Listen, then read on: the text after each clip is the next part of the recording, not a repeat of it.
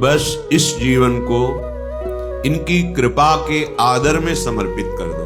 जो आप पर कृपा हुई है ये अलौकिक है, अहेतुकी है और निश्चित ये परम कल्याण के लिए ही हम पर कृपा हुई है। जब जिस जीव के आवागमन चक्र का अंतिम जन्म होता है तो उसे नाम रूप लीला धाम का महामहिम स्वरूप श्रवण कथन करने का सौभाग्य, संत समागम और आराधना उपासना पद्धति ये प्राप्त होती है। महापुरुषों के वचनों के अनुसार जो हमें प्राप्त है ये हमारे अंतिम जन्म की सूचना है। यदि हम कृपा का आदर करते हुए जो उपासना पद्धति मिली है उसमें अपने जीवन को अर्पित कर दे तो प्रियालाल की अहेतुकी कृपा से यह हमारा आखिरी जन्म होगा। दुख क्लेश अशांति सदा सदा के लिए मिट जाएंगे। श्रीपाद प्रबोधानंद जी महाराज कह रहे हैं, भ्रातर भोगा सुभुक्ता काहि न भवता नापि संसार मध्ये विद्या दानाध्वराद्यै कति कति जगति ख्याति पूजाद्य लब्धा अद्याहारे पियादृच्छिक उर्गुणवानप्यहो संवृतात्मा श्रीमद वृंदावनेस्मिन् सतत मट सखे सर्वतो मुक्त संगः। हे भाई, यदि तुम्हारा मन ऐसा प्रलोभन दे रहा हो आपको कि ये भोग तो भोगा नहीं, अगर भोग लूं तो हमारा मन शांत हो जाएगा, ऐसी बात मत मानना। ये आपको फंसा रहा है, क्योंकि भ्रातर भोगा सुभक्ता का इह न भविता नापि संसार मध्य। कोई ऐसा भोग नहीं है जो तुमने संसार में भोग ना लिया हो, क्योंकि तुम्हारे बहुत जन्म हो गए हैं। इस माया के प्रभाव से पूर्व स्मृति नष्ट हो जाने के कारण तुमको ऐसा लगता है कि अगर ये मैं भोग लूं तो मेरा मन शांत हो जाए, तो ये तुम्हारे साथ धोखेबाजी खेल रहा है। तुम्हारा अंतःकरण जो बुद्धि मन चित्त अहंकार है ये तुम्हारे साथ धोखेबाजी कर रहा है। जब इसे भोगों में उतारोगे तब ये फिर निर्णय करेगा अंतःकरण, इसमें वो नहीं इसमें होगा सुख, इसमें नहीं इसमें होगा, पूरा जीवन बर्बाद कर देगा। कौन सा ऐसा भोग है जो तुमने उपभोग नहीं किया? सुभुक्ता खूब अच्छी तरह से भोगा है, पर इस माया ने ऐसे विस्मरण को प्रकट कर दिया है कि तुम्हें होश ही नहीं है। तुम्हें लगता है मैं पहली बार संसार में आया हूं तो पहली बार तो मुझे भोग लेना चाहिए।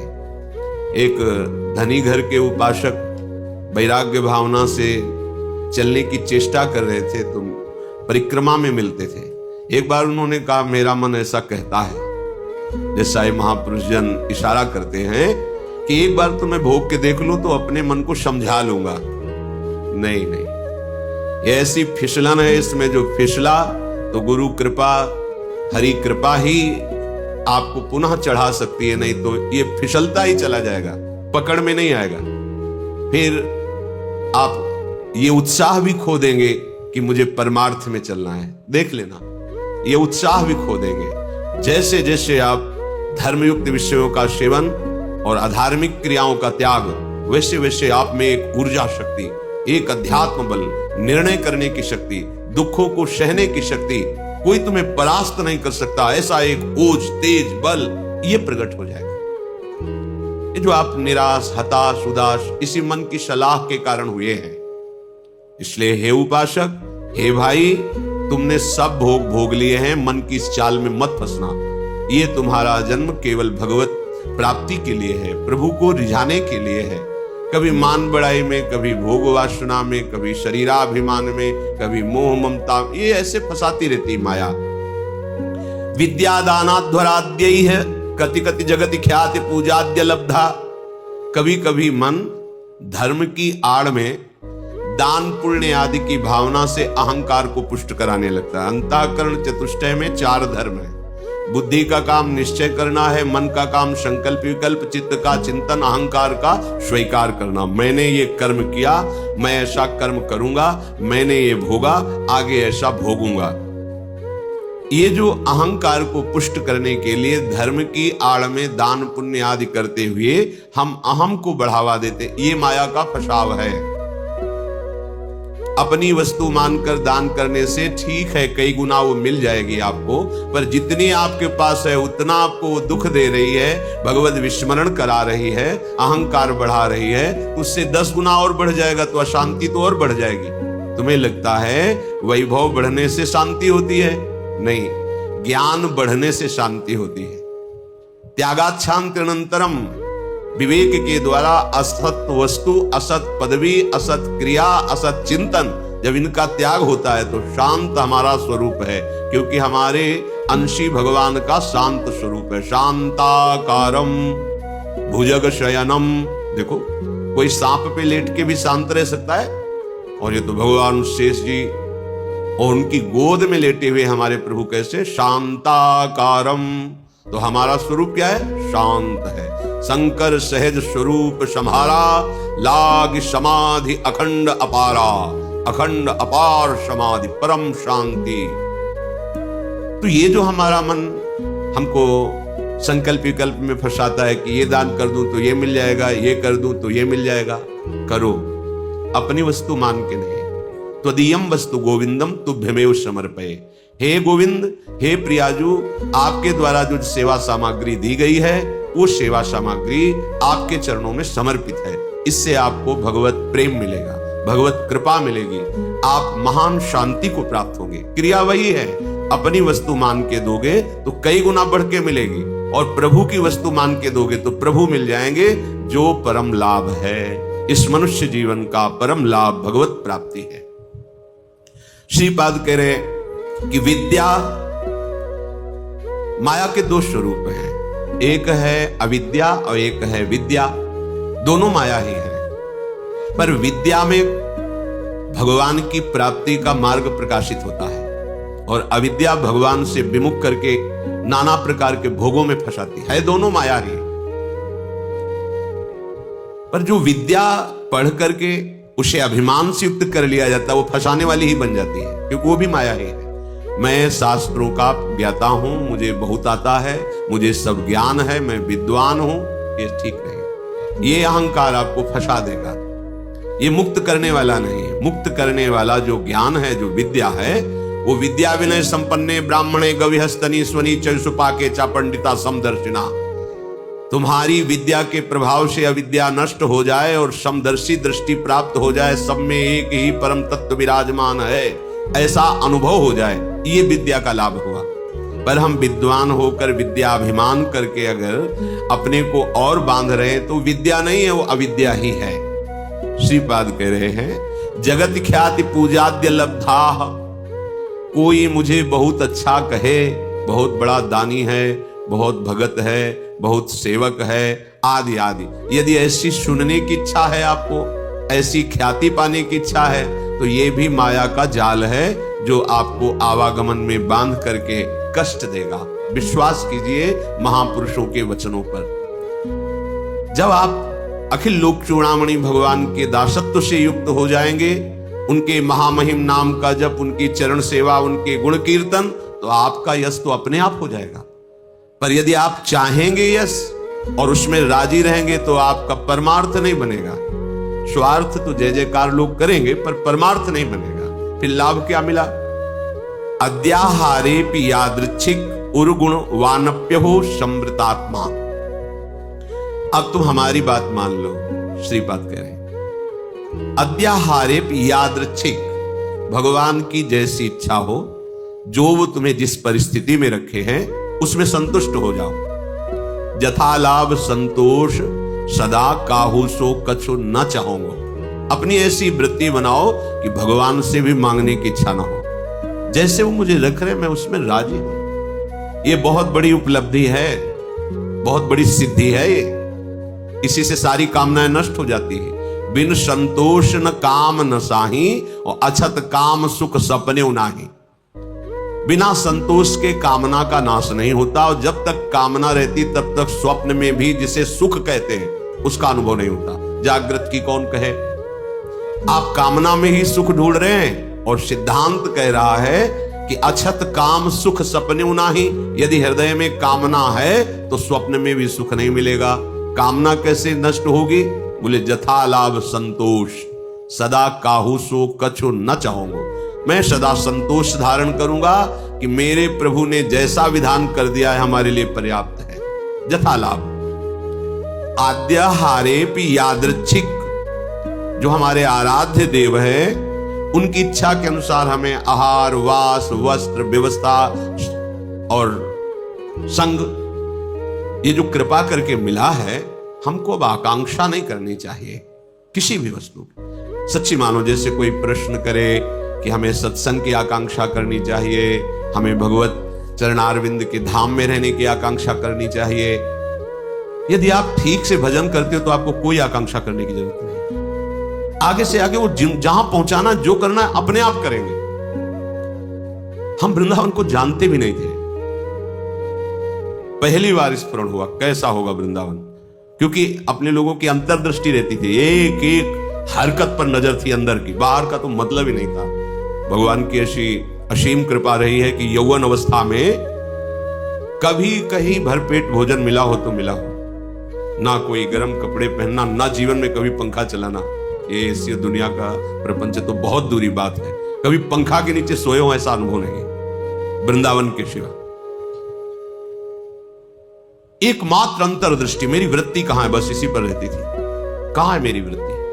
बस हर तरह से इस मन को देखा है। जैसे लोग कहते हैं ना, अमुक मार्ग में PhD किए, तो साधक, उपासक, साधु महात्मा केवल मन पर दृष्टि रखते हैं। सारी पढ़ाई मन की है, इसमें और कोई बाहरी बातें नहीं है। इसमें परम सिद्धि का जो लाभ होता है वो केवल मन पर दृष्टि रखी जाती है। उसी को दृष्टि में रख करके सृष्टि से बचा के और भगवान के चिंतन में लगाना, एक लगन लगी हुई, कैसे ब्रह्म साक्षात्कार, कैसे वहां कोई ये गुंजाइश नहीं थी। भोग सामग्री, भोग वार्ता, भोग दृश्य, घाटों में कहां गुंजाइश? दोपहर की तपती धूप में पंडों की छतरी के नीचे, और रात्रि में वही घाटों में थोड़ी देर भिक्षुकों के बीच में बैठ जाना, जो मिला मिला, नहीं तो हर हर महादेव, शांत एकदम। ब्रह्मचर्य और संयम का बड़ा बल होता है। कभी निराश, हताश और ऐसा नहीं कि चलने लायक नहीं, ऐसा कभी अनुभव जीवन में नहीं हुआ।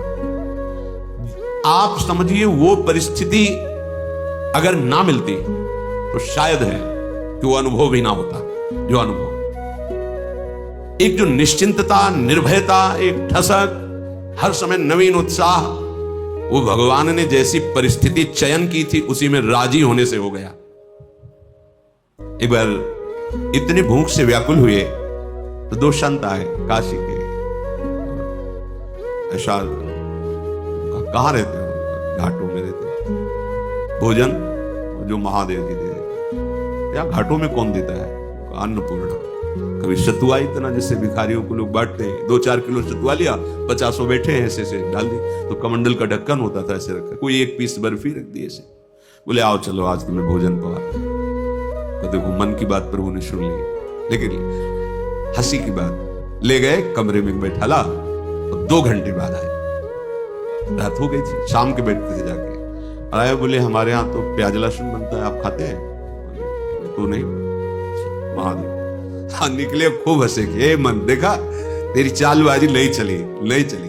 नियम लिया था कहीं नहीं जाएंगे, पर इतनी व्यवस्था हम अपनी तरफ से ले गए, और देखा तुम्हें उत्तर दिया महादेव, चल आज के बाद कोई बुलाए भी तो नहीं जाला है। जथा लाभ संतोष सदा काहू, ये बहुत बड़ी उपलब्धि का मार्ग है। चाहे गृहस्थ हो चाहे विरक्त हो, जैसी परिस्थिति प्रभु ने दी है, सच्ची मानिए तुम्हारे कल्याण के लिए वैसी परिस्थिति आवश्यक है। आप कह सकते हो बड़ा घर में प्रतिकूलता रहती, जरूरी है प्रतिकूलता।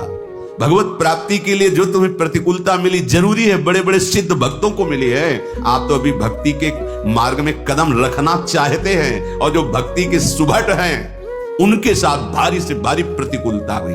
हम प्रतिकूलता का निरादर न करें, वो भगवत कृपा है जो मुझे दलदल से निकाल रही है। सबका स्वरूप सामने आ रहा है। रही मन विपदा हो भली, जो थोड़े दिन होए, हित अनहित या जगत में जान परे सब कोई। तो अद्याहारेपि यादृच्छिक उर्गुणवा नप्यहो समृतात्मा।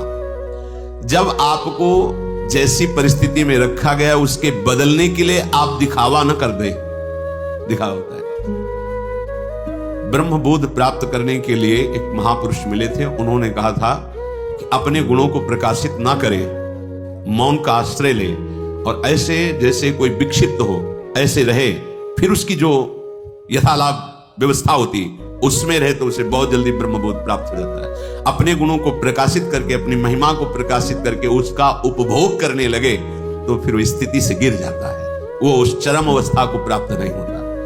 गंगा किनारे एक से एक महापुरुष, एक से एक दिव्य अनुभवी महापुरुष। यहां कह रहे उर्गुण वानप्य हो समृतात्मा। आप अपने गुणों को प्रकाशित करके ऐसा कहीं उपभोग तो नहीं कर रहे, अपने सम्मान का गुण प्रदर्शित करके, चाही हुई वस्तुओं का, मानी हुई मान्यता का यदि उपभोग कर रहे हैं तो आप अपने मार्ग से गिर जाएंगे। आपको गुण प्रदर्शन नहीं करना। हम प्रभु के गुण गा रहे हैं, प्रभु का नाम कीर्तन कर रहे हैं, प्रभु की सेवा कर रहे हैं, प्रभु का जस गा रहे हैं। हजारों को लाभ मिले, लाखों को लाभ मिले, करोड़ों को मिले, सबका मंगल हो, कोई परेशानी। यहां कह रहे हैं कि अपने गुणों का प्रदर्शन करके प्राप्त विषयों का सेवन उपभोग करना। विषय आए स्वीकृत नहीं हृदय में, जथा लाभ संतोष सदा। महलों में रखो चाहे झोपड़ी में बांध दो, कोई प्रश्न नहीं है। चित्त का समाधान हो चुका है, अब कोई परेशानी नहीं है, कोई खुशी नहीं है, कोई दुख नहीं है। बहुत उत्तम स्थिति का वर्णन कर रहे हैं उपासक की। श्रीमद वृंदावनेस्मिन् सतत मठ सखे सर्वतो मुक्त संगा। ये अमृतमय वचन। वृंदावन में तुम्हारा आगमन हुआ, वृंदावन का आश्रय लिया, वृंदावन का वास, तो यहां किसी का संग मत करना। कह रहे सखे सर्वतो मुक्त संगा। सर्व संग और संत संग इस सर्व में नहीं आता। जो भगवत अनुराग में रंगे हुए महापुरुष हैं, तो भगवत प्राप्त संतों ने भी ऐसी आकांक्षा की कि मुझे ऐसे प्रेमी महाभागवतों का संग मिले, क्योंकि बिना उनकी चरण धूलि में बैठे, उनकी चरण धूलि से अभिषिक्त हुए ना तत्वबोध होता है ना भगवत प्रेम होता है। तो संतों का संग ही सर्व संग का त्याग कराता है। इसीलिए श्री भगवान ने अपनी प्रसन्नता, अपनी प्राप्ति के उपाय का जब वर्णन किया तो कह रहे व्रतान यज्ञ छंदांस तीर्था नियमा यमाह यथा वरुंधित सत्संगा सर्व संगोपहो हिमाम। बड़े बड़े व्रत नियम और तीर्थ यात्रा धर्म आदि, इन सब के द्वारा शास्त्र स्वाध्याय आदि, देवताओं का यजन पूजन आदि, इनके द्वारा मेरी प्राप्ति उतनी संभव नहीं जितनी संत संग से। क्योंकि संत संग क्या करता, सर्व संगोपहो हिमाम, सर्व संगों का त्याग करा देता है।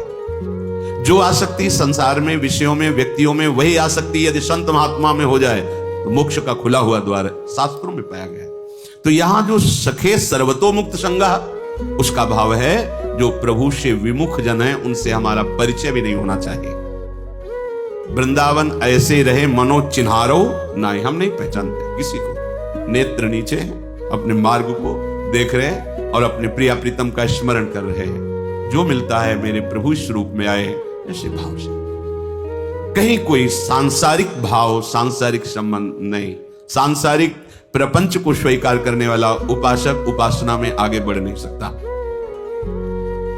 अपने गुणों को प्रयोग न करते हुए, जो हमारे अंदर भागवतिक गुण हैं, वो प्रभु की महिमा को, प्रभु के यश को गान करके जगत मंगल के लिए है। अपने में विशेषता का भाव आ जाना पतन का लक्षण है। मैं इनसे विशेष हूं, विशिष्ट हूं, मैं महान हूं, ऐसी बात मलिन अंतःकरण में आती है, निर्मल अंतःकरण में नहीं। जितना अंतःकरण निर्मल होता जाएगा उतने ही ये भाव खत्म होता चला जाएगा। और जिसका संपूर्ण अंतःकरण निर्मल हो जाता है, उसके हृदय में ये बात आ जाती है कि मैं चराचर जगत का सेवक हूं। सो अनन्य गति जाके असमत न टरे हनुमंत, मैं सेवक और सचराचर रूप स्वामी भगवंत। ये सबसे बड़ी बात आ गई। तो श्रीधाम वृंदावन का आश्रय, वृंदावन का वास, किसी से कोई परिचय नहीं। जैसी परिस्थिति में प्रिया प्रीतम रख रहे हैं वो हमारे योग्य है। हम अपने गुणों का प्रदर्शन करके किसी भी वासना की पूर्ति की चाह न रखें। हमारा एकमात्र उद्देश्य भगवत प्रसन्नता, दान पुण्य आदि करके सब कर मांगत एक फल रामचरण रति हो। सारी चेष्टाएं हो रही, इसका फल है मेरी प्रिया जो प्रसन्न हो जाए, मुस्कुराकर एक बार हमारी तरफ कृपा कटाक्ष करे।